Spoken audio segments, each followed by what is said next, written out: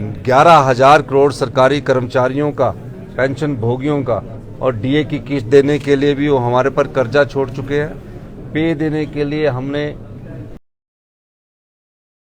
हुआ तो इसलिए 75,000 करोड़ रुपए का ऋण का जिक्र कर रहे हैं, जबकि मेरी जानकारी के जो फैक्ट्स हैं अभी तक 75,000 करोड़ रुपए का ऋण नहीं है प्रदेश सरकार के। हमारी सरकार में 70,000 करोड़ के लगभग हमने छोड़ा है।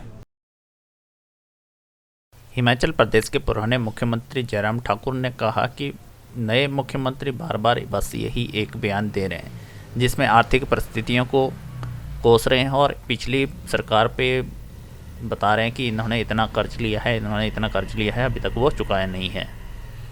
आर्थिक रूप से ऐसी हो गई है जो श्रीलंका की तरह हो गई है। जयराम ठाकुर का कहना है कि हिमाचल प्रदेश की आर्थिक स्थिति श्रीलंका की तरह बन गई है। श्रीलंका में जैसे हाल है तो हिमाचल प्रदेश में आने वाले समय में भी वैसे हाल होने वाले हैं। उन्होंने ये भी कहा है कि हम श्रीलंका से हिमाचल की कंपैरिजन नहीं करते हैं, लेकिन फिर भी ऐसी स्थितियां मौजूद हो रही है कि जो हाल श्रीलंका का आर्थिक तौर पर हो रहा है वैसा ही हिमाचल प्रदेश का हो सकता है। लेकिन उसके बावजूद भी किस प्रकार से कौन व्यक्ति है उनके सलाहकारों में से जिन्होंने हिमाचल को श्रीलंका के साथ जोड़ दिया, इस बात का जवाब तो वही देंगे। लेकिन ये बहुत दुर्भाग्यपूर्ण है जिस दौर से श्रीलंका आर्थिक रूप से इस वक्त गुजर रहा है। वो स्थिति हिमाचल के लोगों के लिए एक तरह के, जब मुख्यमंत्री जी कह रहे हैं तो एक तरह की दहशत के एक माहौल में डालने वाली एक स्थिति है।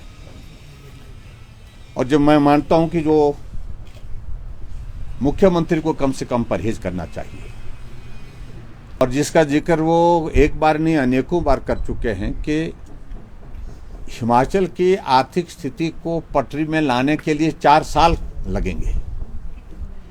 ये 4 साल का वक्त भी कहां से, किस प्रकार से निकाला? 4 वर्ष के पश्चात अगर जो इनकी जो 10 गारंटी हैं अगर उनको लागू करने की परिस्थिति में आएंगे तो मैं कहता हूं 4 साल नहीं, आने वाले 40 वर्षों तक जो है हिमाचल की आर्थिक स्थिति को पटरी पर लाना कठिन हो जाएगा।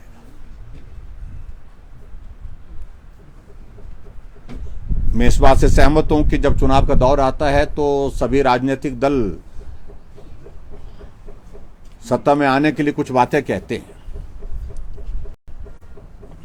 लेकिन व्यावहारिक रूप से उन बातों को लागू करने की अगर परिस्थिति आती है तो वो स्थिति हिमाचल प्रदेश में सभी लोग देखने के लिए भी उत्सुक हैं कि वे लागू कैसे करेंगे, फाइनेंस कहां से वो अरेंज करेंगे। और मैं समझता हूं कि वो परिस्थिति जो 10 गारंटी की अगर उन्होंने बात कही है वो पूरी होने की दिशा में आगे नहीं बढ़ पा रही है। कई तरह के आंकड़ों को इस तरह से गलत तरीके से प्रस्तुत करने की कोशिश हो रही है, और जिसमें विशेष तौर से कि एक तो 75,000 करोड़ रुपए का ऋण का जिक्र कर रहे हैं, जबकि मेरी जानकारी के जो फैक्ट्स हैं अभी तक 75,000 करोड़ रुपए का ऋण नहीं है प्रदेश सरकार के। हमारी सरकार में 70,000 करोड़ के लगभग हमने छोड़ा है।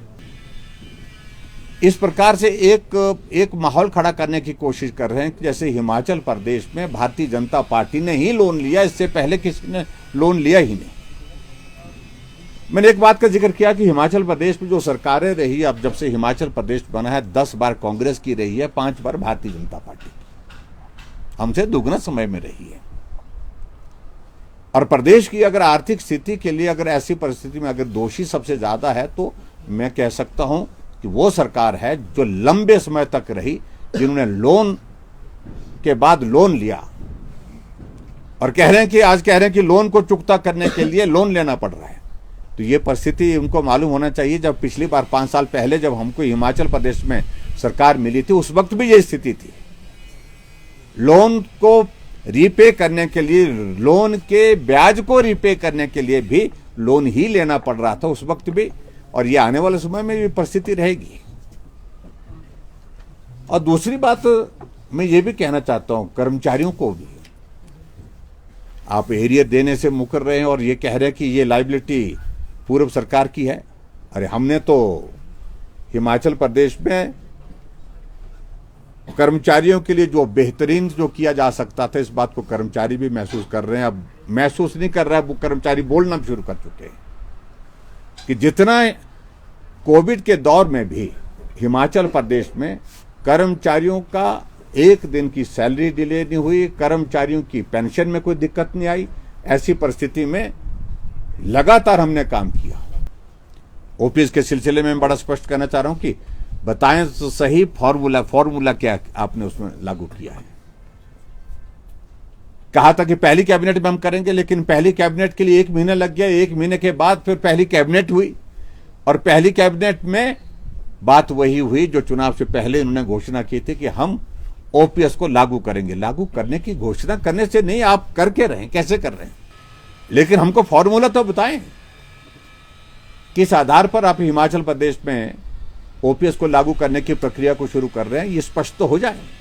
अब आगे की काम की बात की जाए और सभी लोग इंतजार कर रहे हैं। और इसलिए हमारी अभी कार्य समिति की बैठक थी, उसमें हमारे नेताओं ने कहा कि ये सरकार तो इंतजार की सरकार, कर्मचारी अपने एरियर का इंतजार कर रहे हैं, ओपीएस वाले ओपीएस का इंतजार कर रहे हैं, और फैक्ट्री में ताला लगा है वो ताला खुलने का इंतजार कर रहे हैं। महिलाएं 18 से 60 साल की आयु की जो है वो 1500 रुपये अपने खाते में आने का इंतजार कर रहे हैं।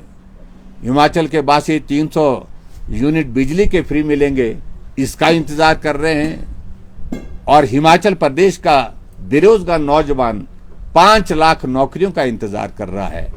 और ऐसी परिस्थिति में ये इंतजार की सरकार, मुझे लगता है कि अब आने वाले समय में ऐसा ना बोल दे हिमाचल प्रदेश की जनता कि अब हम इस सरकार का जाने का इंतजार कर रहे हैं। तो यही मुझे आप सबके बीच में कहना है।